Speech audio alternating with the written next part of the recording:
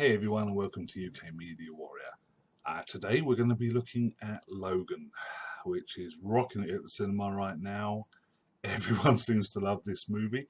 It's Hugh Jackman's last outing as the self-healing mutant with claws, so we're hoping for something great. I mean, the hype for this film has been pretty much off the scale for people who enjoyed Wolverine through the other X-Men films, and that's been 17 years now, I think it is, of Hugh Jackman playing Wolverine. That's a long time for one guy to play one character and for nobody to get bored of his performance. And let's face it, Jackman's brought it every single time, no matter what film he was in. Even Wolverine Origins, which rightfully so has been slated because it was a crappy movie. It was terrible. He was the best bit out of the entire film. Well, that and Ryan Reynolds at the very beginning of the film when he was playing Deadpool. Right at the very beginning, literally in the lift, like the first 10 minutes of the film. That. But otherwise, Hugh Jackman was the best part in that film. And Jackman has just hit it out of the park as Wolverine ever since. And he's just a fantastic actor. We knew that anyway, but he's gone on to bigger and better things along the way. But this is his last outing as Wolverine. Unless you want to believe the rumours that he might make a cameo in the next Deadpool film, which obviously Ryan Reynolds is really hoping he will. From what Jackman's saying, he tweeted out a few weeks ago that Reynolds is basically camping out on his front lawn trying to get him to appear in his next Deadpool movie. So who knows? But officially, Logan is Jackman's last appearance as Wolverine. And what a movie to go out on. It is everything you want in a superhero movie. If you can really call it a superhero movie, to me personally, it didn't come over as that. It was more of, I suppose it lent more to westerns really than superheroes. It also lent a lot to Midnight Special, a movie that came out a year or so ago. It didn't make a huge splash at the cinema, but it was a great film about this father who has this young boy who's exhibiting superpowers, extremely powerful abilities, and he has to get the boy to this precise map coordinate somewhere in America while the government are hunting him down, sending teams of agents to try and stop him. Now that's pretty much the story of Logan, except instead of a young boy, we've got a young girl, the character of Laura Kinney, X-23, being taken to a map coordinate by her genetic dad, Wolverine, who doesn't particularly want to do it, but does it anyway, and being hunted down by Donald Pierce, who's leading these agents, these reavers of his, to try and stop them. So you could say that it's pretty much an exact rip-off of Midnight Special. They've just changed the characters over, but yeah. Now, this film supposedly takes place about 20 years into the future, which makes it difficult for Fox, in my head, I don't know how they're going to do it, but for Fox to use X-23 in any future X-Men movies unless they set the movies in the future. Because obviously at the moment X-23 is an 11-year-old girl 20 years ahead of the current main X-Men. X-Men Apocalypse takes place now-ish, and Logan takes place 20 years beyond that. However, as been pointed out by other reviewers, Fox don't really seem to be paying that much attention to the chronology and the canon and the timeline of X-Men movies.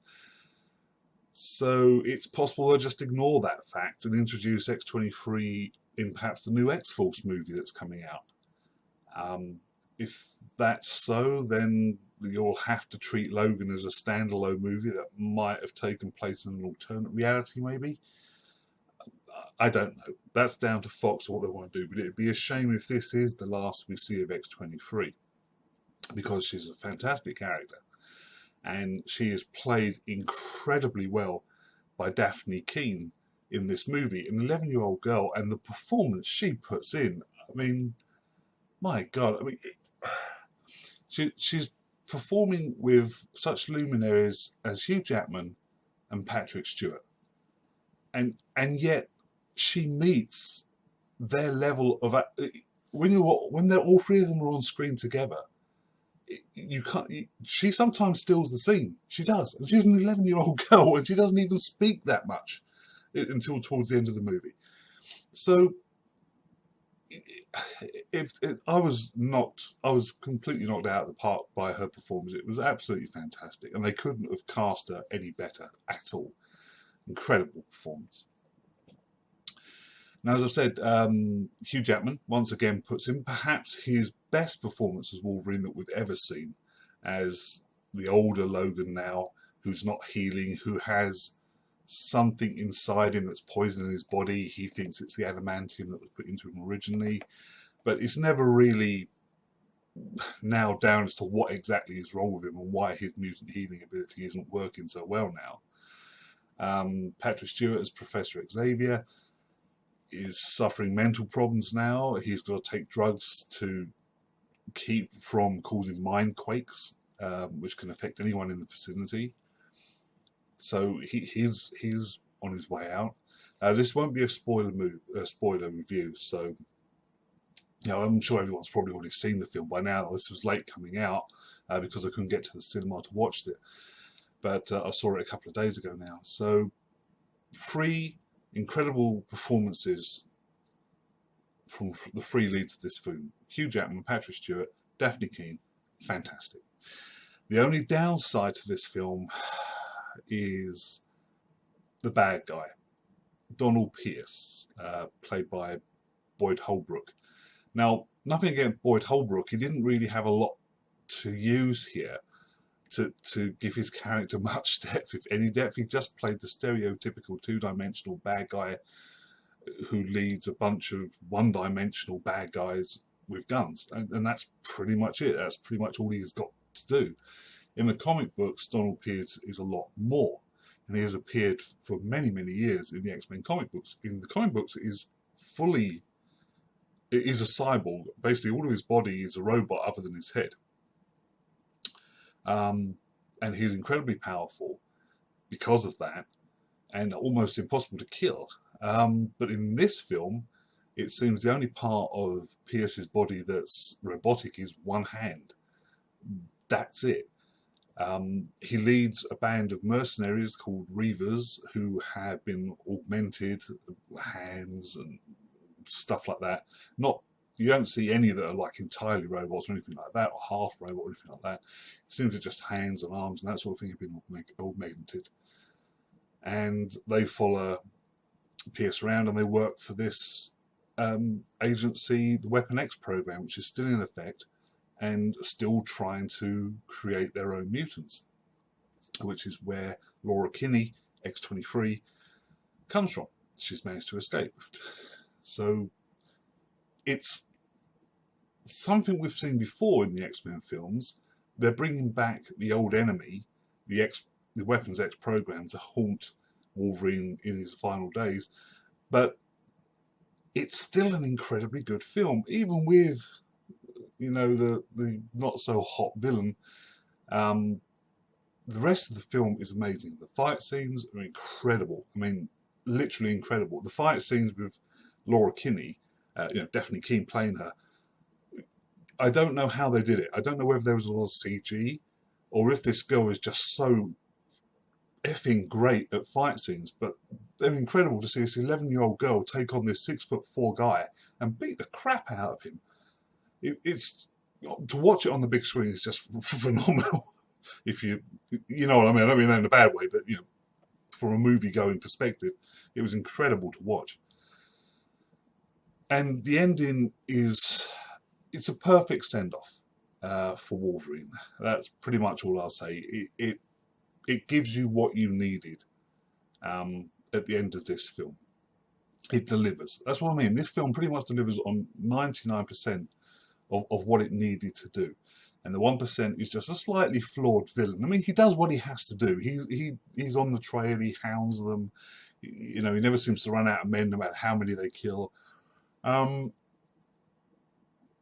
So he fulfills his part, and Richard E. Grant, who's also a fantastic actor, appears as Dr. Xander Rice, who's the head of the Weapon X project that was dealing with trying to create these mutants. And he's the boss of Donald Pierce. He hired Donald Pierce and his readers to go out and find these escaped mutants and corral them.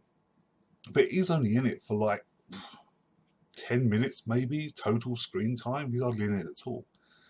So really the main villain, as I say, is Donald Pierce, played by Boyd Holbrook, and he's just the typical two-dimensional bad guy with a band of bad guys who hunting the good guy down. That's pretty much it. So that's pretty much my non-spoiler review for Logan. It's a fantastic film. It's a perfect send-off for a beloved character. And what they do with the Wolverine character from this point on, I don't know. If Jackman really isn't coming back, the question is, will they recast? Will they reboot the entire X-Men franchise and recast another Wolverine, another guy's Wolverine? It's going to be hard, unless he's a fantastic actor and really delivers in the part. It's going to be hard to forget 17 years of Hugh Jackman in this role. So another way would be to have the Wolverine aspect of the X-Men taken by the X-23. Have Laura Kinney become the new Wolverine. Have Daphne Keane play it perhaps, or perhaps another actress a few years older perhaps, if they're going to juggle the timeline or reboot or whatever they want to do. So rebooting the Wolverine character, I don't know, until it happens, I don't know how I'm going to feel about it. At this moment in time, I don't want that, because I loved what Jackman did with the character. But it's a character that is a linchpin of the X-Men franchise, so what do Fox do? Anyway, that's my review for Logan. It's a fantastic film. If you haven't managed to see it yet, and I know it's been out for a week or so in the States at least, if not longer, and it's been over here for about a week or two in the UK, go and see it. It's a fantastic movie. Even if you don't like the X-Men, even if you think, I'm not a fan of superhero films, I don't like it. Like I said previously, this isn't, you'll probably like this because it doesn't come over, it doesn't hit you in the head as a superhero film. It really doesn't. It has a lot more underlying tones in it than that. So I think most people will like it. So go and see it, enjoy yourself, have a great time. I'd love to hear your comments below, please. Please subscribe to my YouTube channel if you haven't already for more reviews down the line, or share it on your Facebook page. But for now, you guys take care. Thank you for listening, and I'll see you next time. Bye for now.